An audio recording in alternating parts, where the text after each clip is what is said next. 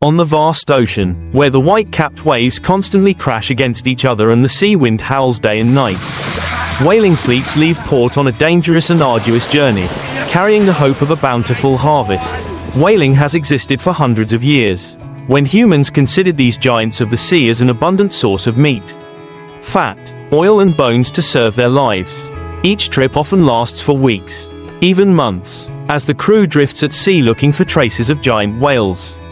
Whalers often rely on their experience and keen eyes to detect from afar the high water column from the whale's blowhole, a sign that the giant is nearby. When detected, they quickly adjust the direction of the boat, preparing harpoons, ropes and small boats. The chase is often very fierce, because whales have terrible strength and the ability to dive hundreds of meters deep. The hunters had to skillfully row close, throw sharp spears by hand or with harpoons attached to the whale's body, and use ropes to control it.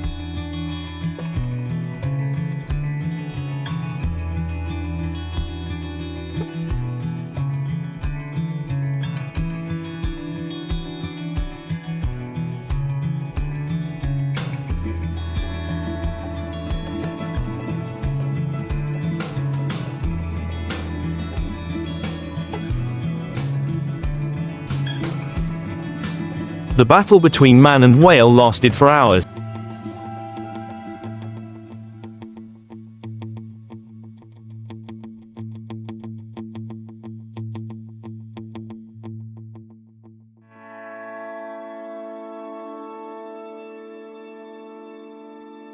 However, hidden behind the epic footage of whale hunting are the losses of the ocean when many whale species are gradually pushed to the brink of extinction, leaving a gap in the vast marine ecosystem.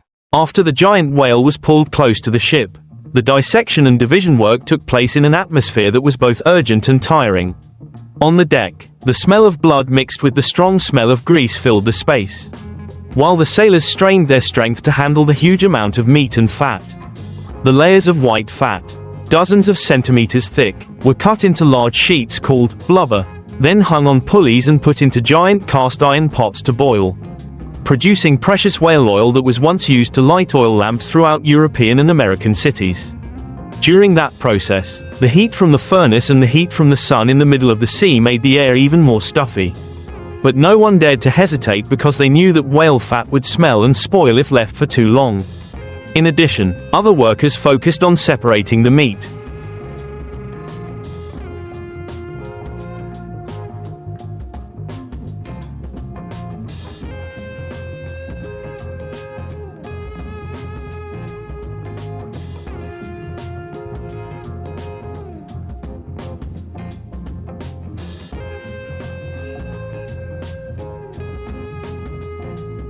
Weighing dozens of tons, the whale meat was cut into large blocks, some of which were used immediately for the crew's meals.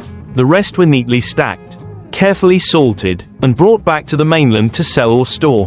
Whale bones and teeth were also collected, brought back to be crafted into jewelry, tools, or sold to merchants at high value. Every part of the whale is utilized. Not a single bit is wasted, because for fishermen drifting at sea for months, this trophy is the result of blood, sweat and even their lives. However, to hunt down a whale is never easy. Many times the whale resists fiercely, swinging its giant tail, which can cause small boats to capsize and sink many sailors to the bottom of the sea. There are whales that, when hit by a harpoon, still struggle for many days, pulling the entire fleet for dozens of nautical miles before becoming exhausted. There have been trips that have turned into tragedies, when people not only lost their trophy but also their teammates. Här kommer vi close. Åh fy fan. Åh, Ross.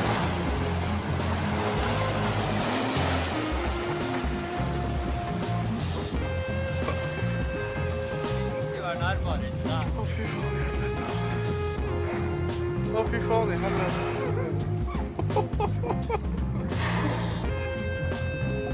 Leaving behind endless pain and haunting memories. But despite the danger, generations of fishermen continue to set out, because of the need to make a living and the great value that a whale brings. Whole fishing villages and coastal towns once depended on these hunts to sustain their lives, to light their lamps, to fuel their machines, and to continue their maritime traditions as the ships laden with oil and whale meat returned to port. The community was filled with a festive atmosphere. Heavy barrels of oil were unloaded, loaded onto wagons and taken to factories, where they were refined and distributed throughout the cities. People on shore awaited the return of the ships not only to welcome loved ones but also to share the fruits of their labor, as the profits from the whales sustained the lives of entire coastal communities. Children cheered as the first chunks of whale meat were unloaded, and merchants jostled to haggle for the precious cargo. In many places, whaling was considered a source of pride and a symbol of prosperity.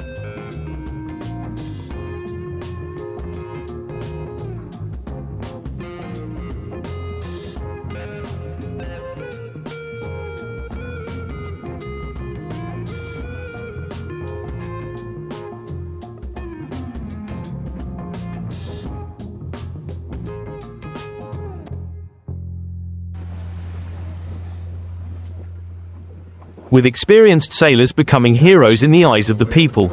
However, this excitement came at a terrible cost to nature. Repeated voyages and relentless, brutal hunts had severely reduced whale numbers. From a species that once appeared throughout the oceans, many whale species became rare, even facing the risk of disappearing forever. Fleets that were once full of spoils now had to go further, take more risks, and stay at sea longer to hope to find traces of the giants. Sailors, though accustomed to hardship, also clearly felt the change. The sea became empty. The water columns that shot up into the sky now appeared only rarely. But they still rushed into the hunt for food and clothing, because of their dependence on this resource.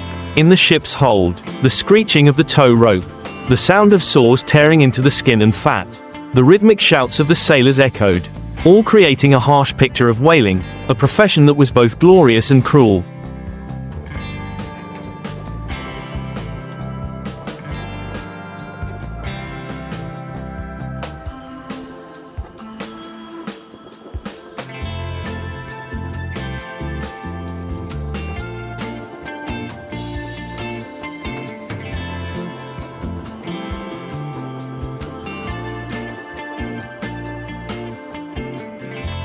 People at that time did not think about conservation or ecosystems, but only knew how to take advantage of all natural resources to survive and develop. Therefore, the history of whaling is both a story of courage and the power to control the ocean, and a painful lesson about greed and the unpredictable consequences when humans exploit nature without limits.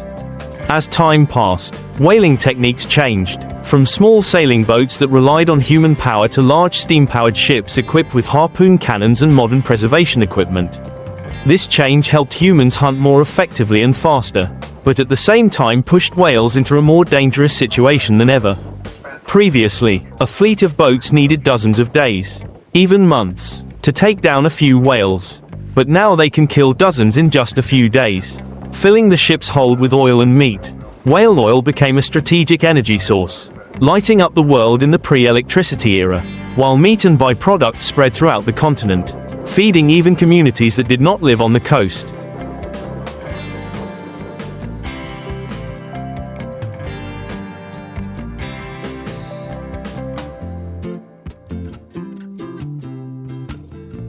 Bandingkan dengan manusia mulutnya. Itu fearsome. Jangan digitunya. These voyages brought huge profits, bringing the whaling industry into a golden age, and also causing many countries to establish specialized fleets, considering it a key industry. But behind that halo was the darkness of destruction. The oceans that once bustled with the songs of whales gradually fell silent. Many seas that were once filled with their giant silhouettes suddenly became deserted. Longtime fishermen also felt the emptiness, as each trip had to go further and further, even to harsh polar regions to have a chance to encounter the giants. The surviving whales became more and more vigilant, swimming faster and diving deeper to avoid their pursuers. But increasingly modern technological nets made it difficult for them to escape. On deck, the sailors, though tired, sometimes saw pain and resistance in the whale's big black eyes, which made him feel discouraged. But the giant hunting machine still does not stop, because behind him is the whole wheel of the economy, of profits.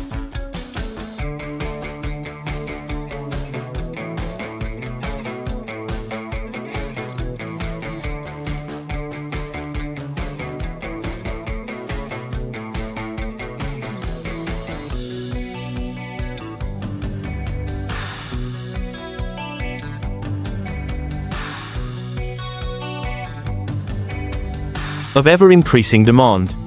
Just like that, the hunts continue, writing a chapter of history that is both heroic and tragic for mankind in the journey to conquer the ocean.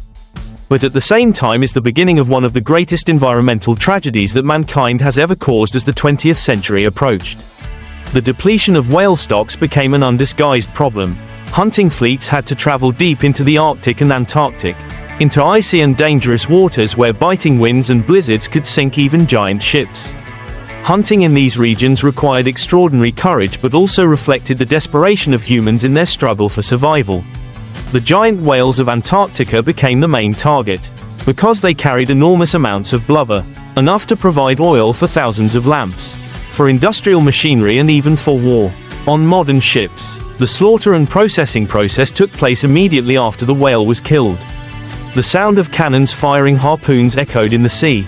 Steel ropes screeched loudly as they tried to restrain animals more than 10 meters long and weighing dozens of tons.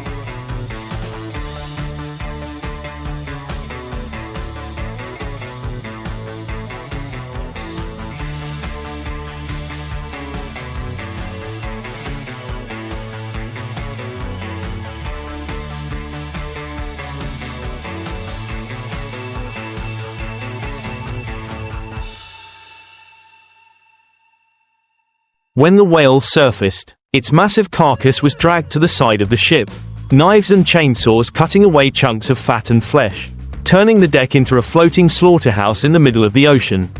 Hot steam rose from the oil boilers, and the smell of burnt fat and blood filled the air, making sailors, even those familiar with it, nauseous at times. The work lasted day and night, without stopping, because every minute meant the risk of spoilage and heavy losses. On shore, a thriving whale industry sprang up: oil for lighting, for lubricating machinery, for soap and cosmetics. Bones and teeth were crafted into combs, jewelry, even household items. Meat and tendons fed coastal communities. Humans exploited it so thoroughly that nothing was left but bare skeletons, which were thrown back into the sea. But the more prosperous they became, the more fierce the destruction of nature became. Many giant whale species that once dominated the oceans were driven to the brink of extinction.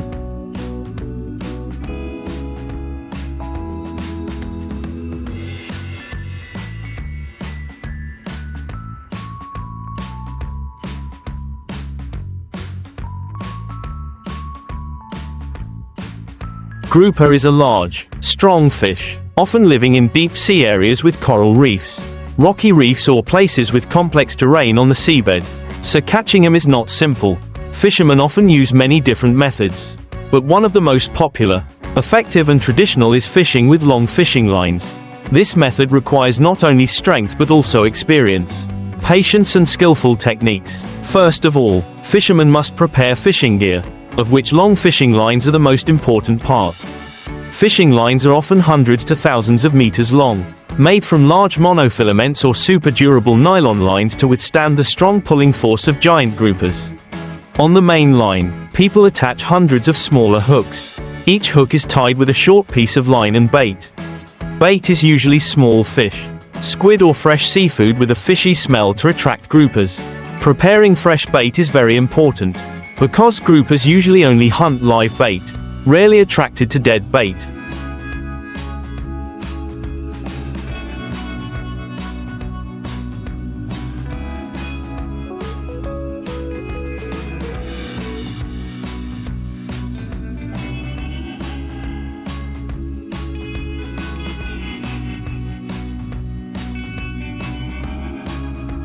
When everything is ready, fishermen will use boats to take long fishing lines to far sea areas, where there is a suitable depth and is believed to have a lot of groupers living. The process of dropping the fishing line must be very careful, avoiding tangles. Each hook when dropped will sink deep thanks to the heavy lead, ensuring that the bait falls to the bottom or near the coral reef, right where the groupers hide. After dropping the entire fishing line system, fishermen wait for many hours, even overnight, for the fish to bite. While waiting, they often carefully observe the water current, wind direction, as well as pay attention to the tension on the line. If there are signs of a large fish being hooked, the line will vibrate strongly, even stretch violently. At that time, fishermen must quickly pull the line back, avoiding the fish struggling to tear the line or remove the hook. Retrieving long fishing lines is an extremely hard process. If the fish caught are small groupers, pulling them up is still relatively easy.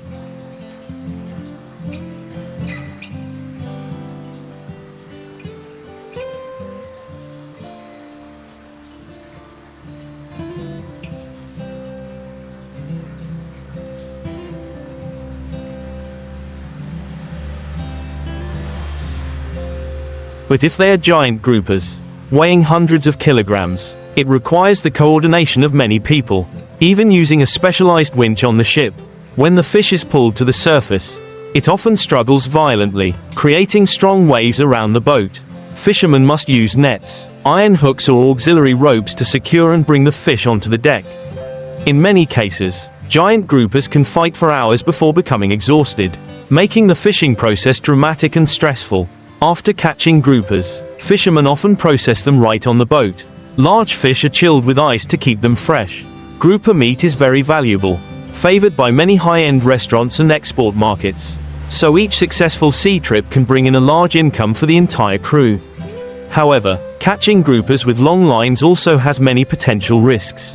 Sometimes fishermen wait all day but the fish do not bite, or the line gets tangled or broken by the waves, causing heavy damage. Moreover, the harsh weather at sea also makes fishing a big challenge.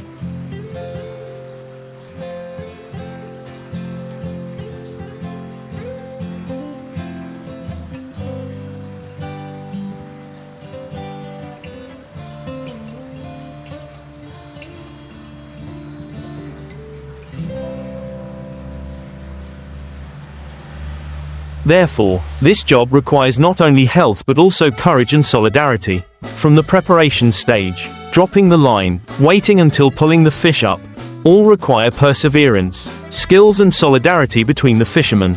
Each trip to catch grouper with a long line is an arduous but also hopeful journey, because it not only brings economic benefits but also demonstrates the conquest of humans before the vast ocean. When the groupers are brought onto the deck, fishermen often sort them on the spot.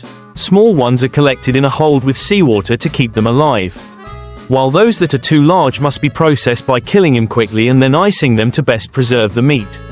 With ships with modern equipment, the fish are also frozen immediately to keep their fresh flavor intact when brought back to the mainland. Sometimes, if the output is large and there are boats purchasing directly offshore, fishermen can sell them right at sea, saving time and increasing profits.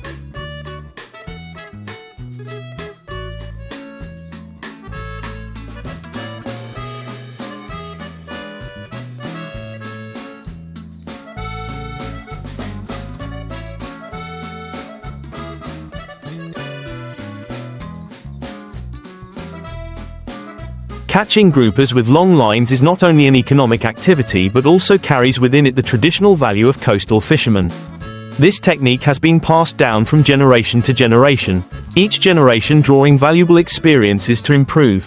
People know how to choose the time to drop the line at night when groupers are more active in hunting, or determine the location of the reef through experience in observing waves, watercolor and signs from seabirds. There are old fishermen who can tell by looking at the current that there is a coral reef at the bottom where groupers often gather. Long fishing trips can take many days at sea, and life on board is also a challenge. Fishermen have to take turns watching the fishing line, taking care of meals, resting, and always being ready to deal with big waves and strong winds. When the sea is rough, the fishing line can be swept away or the bait can be washed away, forcing them to start over. Many times, giant groupers, when pulled up, have struggled so hard that they have injured fishermen or fallen into the sea.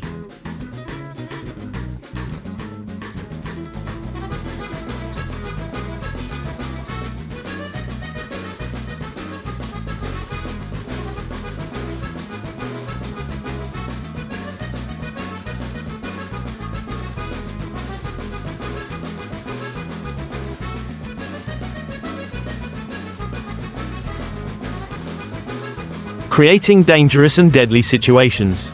Therefore, safety is always a top priority, and there are always experienced people on board to command and coordinate the work. Despite the hardship, the feeling of victory when pulling a giant grouper onto the ship is indescribable. It is a blend of joy, pride, and the feeling of conquering nature. Every callus on the hand, Every drop of sweat falling on the deck becomes a testament to the resilience of the fishermen. After arriving at the port, groupers will be auctioned or brought directly to seafood wholesale markets.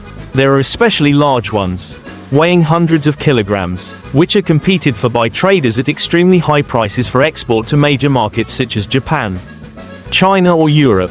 Thanks to that, longline grouper fishing not only supports the fishermen's families but also contributes to the economic development of coastal areas. However, today, grouper fishing also faces the problem of depleted aquatic resources due to overexploitation.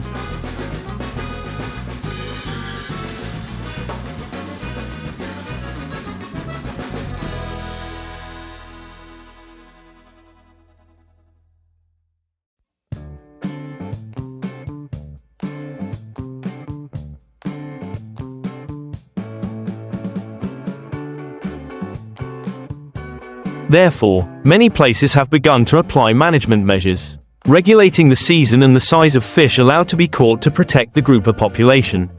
Some fishermen also combine the seafaring with cage grouper farming to ensure a more sustainable supply.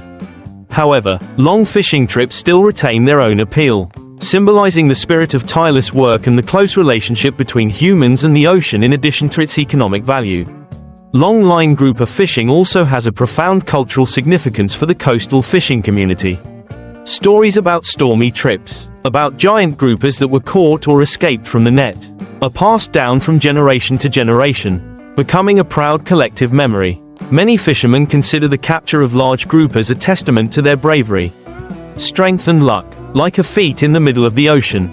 In daily life, grouper is also a familiar but special dish, because the fish meat is sweet, firm and has high nutritional value. Therefore, when large groupers are brought back,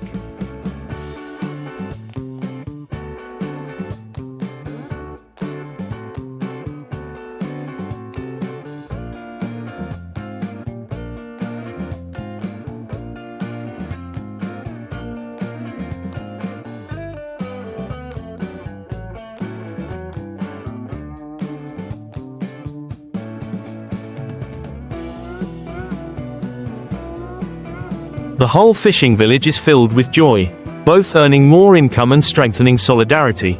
Technically, using longline fishing to catch groupers requires creativity in tying the hook, dividing the distance between the auxiliary lines and calculating the appropriate depth so that the bait can reach the right living layer of the fish. Some experienced fishermen also have their own secrets in choosing bait and processing the scent to keep the bait fresh longer underwater, increasing the ability to attract fish. These experiences are often not recorded but only passed down through the teachings of their predecessors. On the journey out at sea, every moment waiting for the fish to bite is a test of patience. Sometimes fishermen have to sit for hours just to watch the rope stretched in the dark, listening to the sound of waves and the wind whistling through the mast. At times like that, silence prevails, leaving only the belief that under the deep water there is a giant grouper gradually approaching the bait.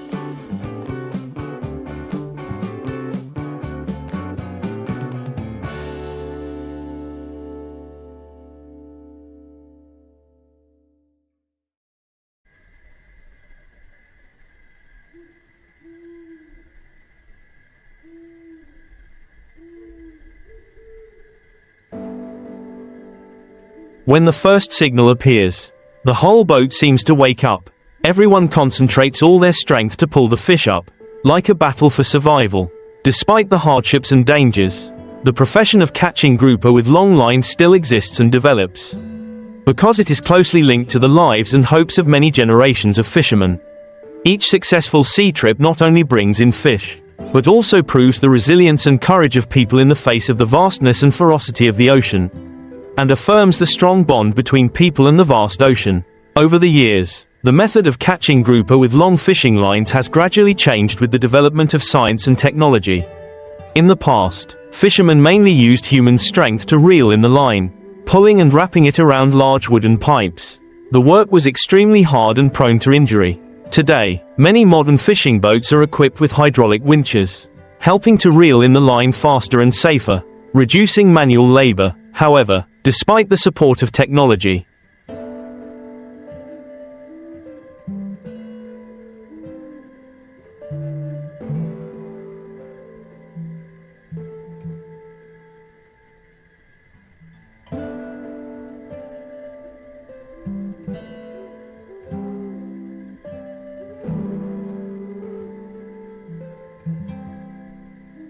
the human factor still plays a decisive role. It is the sharp eyes, sharp ears and understanding of the ocean that help fishermen determine the right time and location to drop the line. There are even experienced fishermen who can predict whether there are groupers in that area by just looking at the sea surface, feeling the wind direction or the water color. In addition to technical factors, a grouper fishing trip also requires good coordination from the whole team. From the person preparing the fishing line, the person dropping the bait, the person observing the signal to the person operating the boat engine. Everyone must be in rhythm and precise. Just a small mistake, such as the line getting tangled or the bait falling at the wrong depth, can cause the whole trip to fail. Therefore, team spirit and solidarity are vital factors on offshore trips. On nights drifting in the middle of the ocean, when the boat anchors to wait for fish, the scene becomes extremely special. Moonlight falls on the sea surface, ripples gently lapping against the boat's side.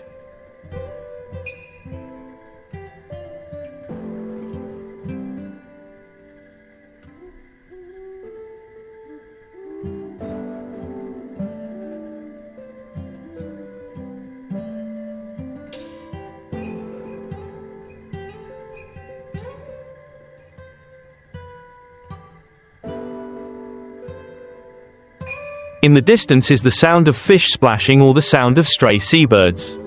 Fishermen sit together, watching their fishing lines while telling stories of life, of the sea, of previous trips, of the giant grouper they caught, or of a time they escaped death in a fierce storm. These stories not only help them kill time, but also strengthen their brotherhood, helping them stay steadfast in the face of countless dangers.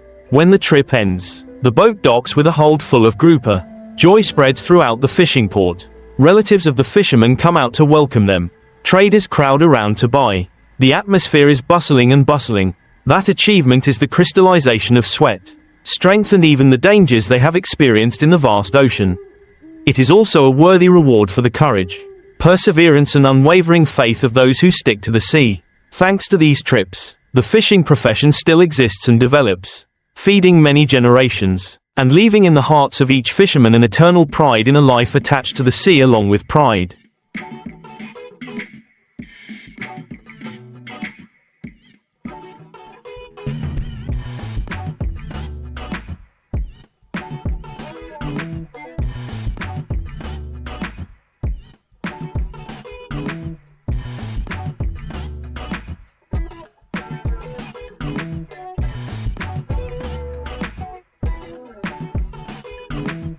Longline grouper fishing is also a vivid demonstration of the close relationship between humans and nature. Fishermen understand that the ocean is both a source of life and a harsh challenge. Therefore, they always respect the laws of the ocean, only exploiting during the permitted season, limiting the capture of young groupers to ensure the regeneration of the population. Many fishing communities have also established common conventions, such as sharing fishing grounds, protecting coral reefs and not using explosives or destructive nets, to maintain long-term resources. Through many generations, longlines are not only a means of making a living but also become a symbol associated with the memory of the ocean. Each knot on the line, each scratch on the hook contains its own story, recalling arduous but also joyful voyages. From these experiences, fishermen have formed a distinctive spirit, patient, persistent, united and ready to face all challenges.